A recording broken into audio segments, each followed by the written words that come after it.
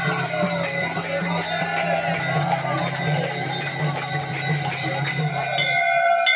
সমস্ত ভক্তবৃন্দ এখানে আসছেন এই অনুষ্ঠান দেখছেন তাদের কাছে অনুরোধ করব তারা যেন সম্পূর্ণ গানের ভিত্তিতে অনুষ্ঠিত হয় এবং এই গান গ্রহণ হয় সমস্ত গ্রামের মানুষ এবং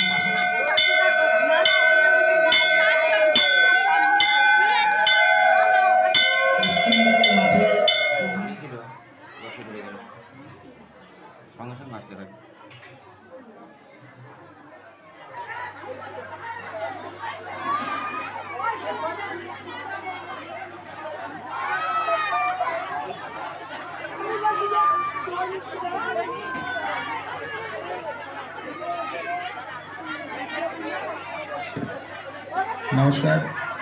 যে সমস্ত ভক্তবৃন্দরা ভোগ গ্রহণের জন্য মহাপ্রসাদ গ্রহণের জন্য মন্দির প্রাঙ্গণে এসে গেছে তারা যে সমস্ত জায়গা খালি আছে সেখানে ধীরে ধীরে বসে যান এবং ভোগ গ্রহণ করুন। কোনো তাড়াহুড়োর কারণ নেই, ধীরে ধীরে বসে যাবেন, যেখানে যেখানে জায়গা পাবেন আপনারা বসে যাবেন।